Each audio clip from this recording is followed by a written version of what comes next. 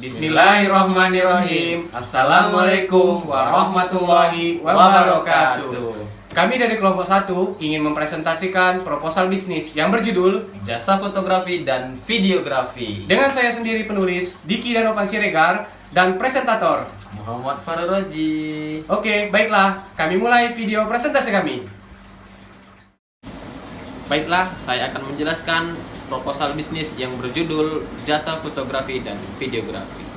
Nah, di sini ada daftar isi, ada bab 1 atau pendahuluan, ada juga latar belakangnya, tujuan usaha, manfaat, kemudian ada bab 2 pembahasannya, nanti kita bahas gambaran umum rencana usaha, kemudian metode pembahasan, analisa SWOT, metode pemasaran, dan metode pemasaran itu dibagi dua lagi. Ada yang pertama strategi pemasaran, yang kedua kendala dalam pemasaran. Nah, ini ada selanjutnya bab 3 penutup, yaitu ada kesimpulan dan saran. Mari kita mulai dari bab 1, yaitu pendahuluan. Latar belakang. Di era modernisasi, kebutuhan manusia akan dokumentasi dan publikasi sangat besar dan dibutuhkan. Maka dari itu, teknologi fotografi yang didukung dengan fasilitas memadai saat ini sangat berpeluang dalam berpotensi besar untuk dijadikan sebuah usaha.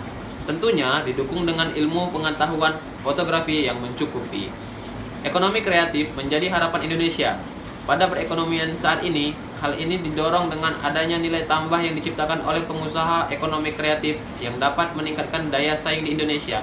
Dengan munculnya startup, sekarang ini membuka jalan. Dilihat dari besarnya ekonomi kreatif menurut Provinsi Jawa Barat yang memiliki usaha kreatif terbanyak sebesar 18,33%, yang selanjutnya berada di Jawa Timur dan di Jawa Tengah. Gambaran subsektor atau usaha perusahaan ekonomi kreatif berdasarkan hasil listing sensus ekonomi 2016 yang dominan hanya dapat pada 3 subsektor, yaitu kuliner 67,66%, fashion 15,00%, dan kriya 14,56%.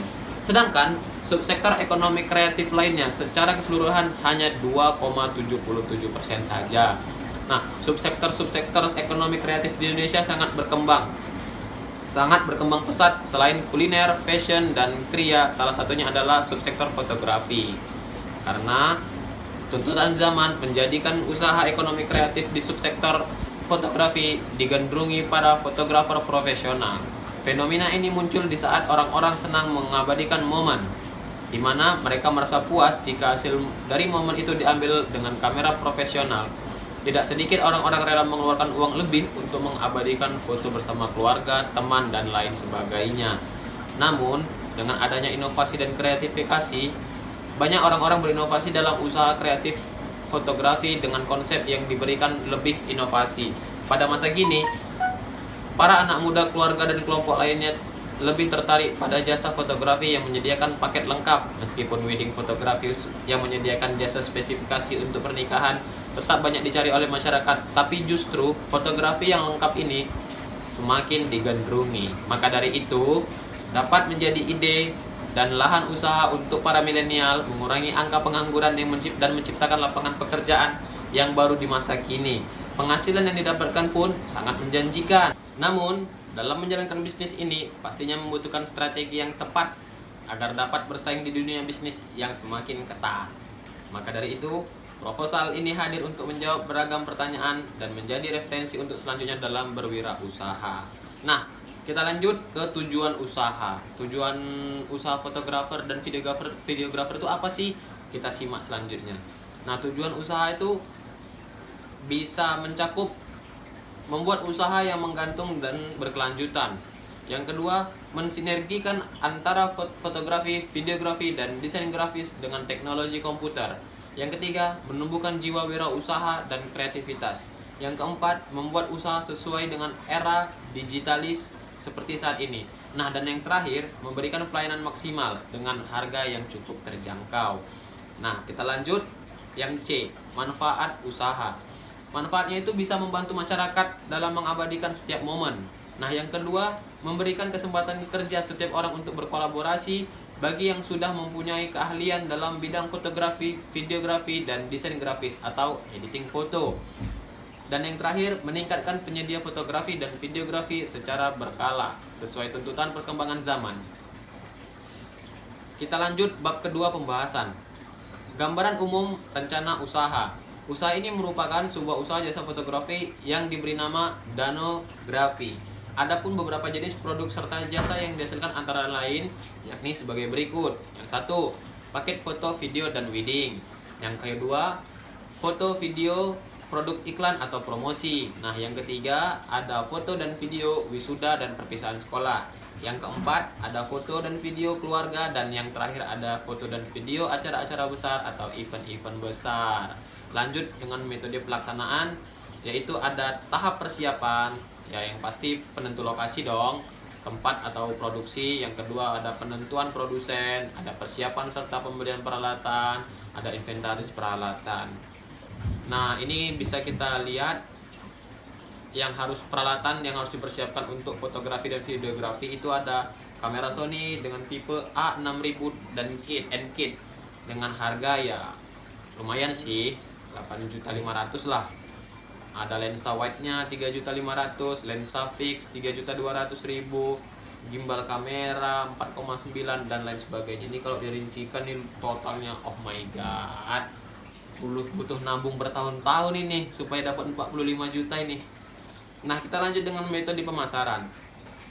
Adapun strategi pemasaran yang nantinya akan diterapkan adalah sebagai berikut. Yang pertama, diferensiasi, mencoba menghadirkan suatu bisnis yang berbeda dengan bisnis-bisnis yang sudah ada, tetapi mempunyai prospek yang bagus, dan juga tidak hanya desain yang kreatif, bagus, enak dilihat, tetapi juga desain yang menjual. Yang kedua, tempat, memilih tempat yang pas serta strategis, yaitu di sekitaran lingkungan kampus. Yang C, strategi produk, menyiapkan layanan jemput antar untuk pelanggan dalam kota. Yang kedua, menyiapkan spanduk atau baliho promosi. Nah, yang ketiga, melayani pemesanan via telepon. Yang keempat, melayani pemesanan via sosmed, WhatsApp, video, Facebook, Instagram, TikTok, dan lain sebagainya. Yang kelima, memberikan contoh konsep foto dan video ditawarkan via sosmed atau WhatsApp, Facebook, Instagram, dan lain sebagainya juga. Nah, yang keenam, memberikan diskon dong, diskon produk supaya banyak pelanggan kita, supaya pada tertarik dengan kualitas video yang bagus dengan harga yang cukup murah dong. Dan yang terakhir, menyediakan konsultasi tentang desain. Nah, berikut ini adalah tarif yang ditawarkan dari jasa danografi. Yang pertama, paket foto dan video wedding sebesar 2 juta rupiah saja. Yang kedua, paket foto dan video iklan 500.000.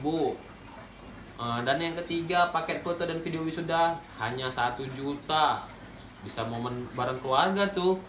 Nah, yang keempat ada foto dan video acara keluarga hanya 500.000. Dan yang terakhir, paket foto dan video acara event 3 juta saja.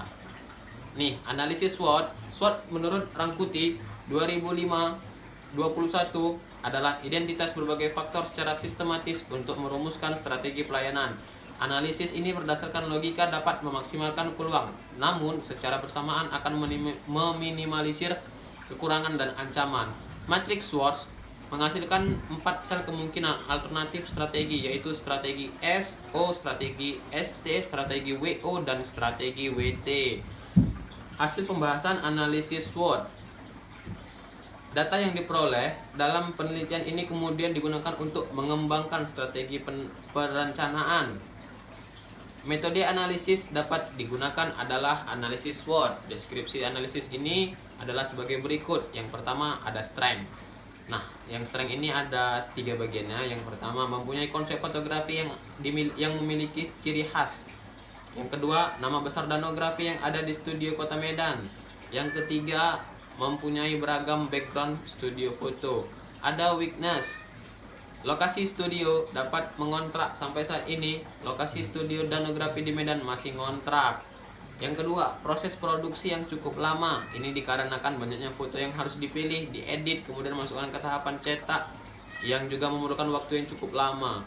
Nah, yang ini ada kemudian opportunities, yaitu satu, meningkatkan jasa layanan fotografi di masyarakat. Yang kedua, perkembangan teknologi di era modern seperti sekarang ini. Mengikuti perkembangan sesuatu yang berhubungan dengan teknologi sudah menjadi hal biasa. Nah, kemudian ini ada threat yang terakhir. Kria itu terbagi menjadi dua. Yang pertama, kompetitor semakin menjamur. Seiring meningkatnya kebutuhan akan pemotretan membuat jasa layanan fotografi semakin menjamur. Yang kedua, strategi pasar kompetitor. Kompetitor yang sudah lama berdiri membuat masyarakat lebih mengerti dan mengenal. Selain itu, kompetitor juga bekerja sama dengan vendor ternama yang mempunyai jaringan lebih luas. Nah, dan yang terakhir ini ada bab 3 penutup. Dari kesimpulan jasa fotografi dan videografi danografi, dapat disimpulkan bahwa fotografi memiliki peluang bisnis yang baik. Namun hal itu tidak akan tercapai apabila tidak didukung oleh perencanaan yang matang untuk operasionalnya. Lalu didukung oleh manajemen dan garis fotografi untuk mencapai goals yang ingin dicapai. Dan juga jangan memperhatikan kelebihannya, kelemahan, peluang, dan ancaman juga. Analisis dari bisnis model kanvas dengan tepat. Dan yang terakhir, saran. Jika danografi semakin hari semakin menunjukkan kemajuan, maka kami akan membuat studio khusus untuk membuka jasa kursus belajar teknik fotografi dan videografi. Sekian, Assalamualaikum warahmatullahi wabarakatuh.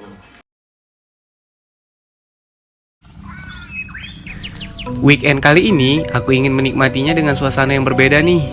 Berkunjung ke sawah sambil sedikit mengasah hobi lamaku, yaitu memasak. Oh iya, kali ini aku bakal masak bakwan jagung dengan bahan-bahan sebagai berikut.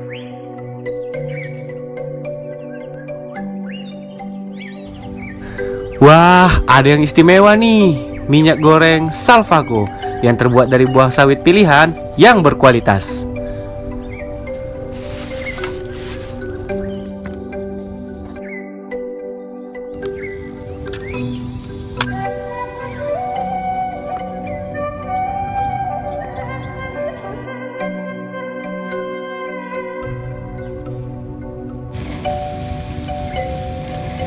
Ya, inilah dia bakwan jagung yang digoreng dengan minyak Salvaco. Masakan enak, Salvaco aja. Oke, baiklah. Sekian presentasi dari kami. Assalamualaikum warahmatullahi wabarakatuh.